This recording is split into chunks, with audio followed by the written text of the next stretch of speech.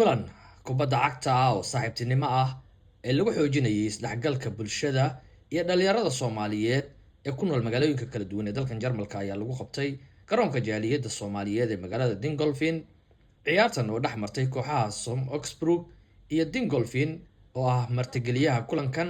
ayaa ahayd mid xiiso gaar ah leh iyadoo ku soo idlaatay 5-4 oo ay guusha ku raacday kooxda kubadda cagta ee magaalada Oxbrook ee gobolka Bayern. mas'uuliyiinta jaaliyadda Soomaaliyeed ee magaalada Dingolfin ee kulankan martigelisay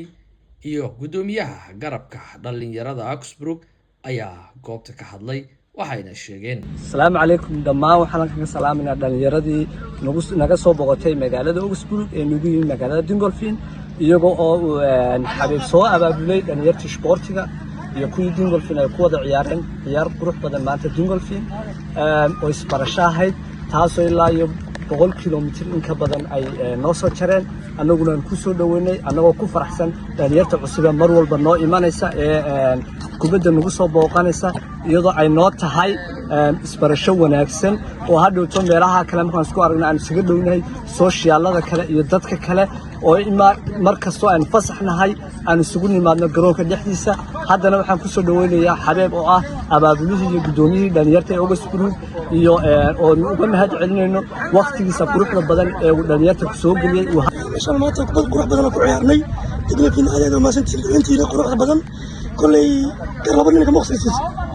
guusha la raacay alxamdulillah oo shan afar ku dhamaatay ku faraxsanahay isbarano isdhexgalno loo markii ugu horeysay ku wada ciyaarno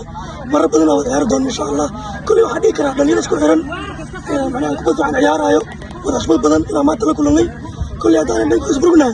insha Allah maanta waan martigiisin ayna wada martigiisin insha Allah waana imaan doontiin in sugeena kulay waxa leeyahay sportiga dalka bulshada waxa aad u muhiim ah insha Allah arjina inuu xiriir naga dhaxan doono saxka socon doono insha Allah marka aan leeyahay kulay ayna iyo markale insha Allah Oxbrook kadib kulankan xiisaha leh ee ciyaarta galabta halkan ku soo gabagabowday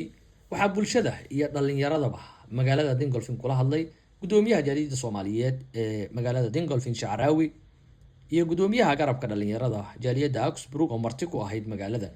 waxayna uga mahadnaqeen jaaliyadda Soomaaliyeed ee ku dhaqan magaaladan sida ay u garab taagan yihiin isdhexgalka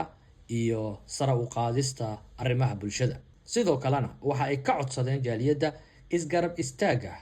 ololaha dhismaha masjidka cusub ay doonayaan jaaliyadda Oxbrook inay ka dhisaan magaaladaasi kaasi oo ay socoto dhaqaale ururintiisa.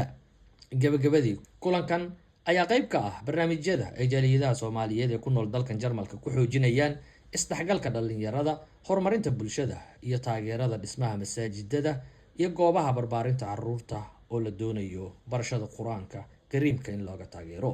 mahadsanidin.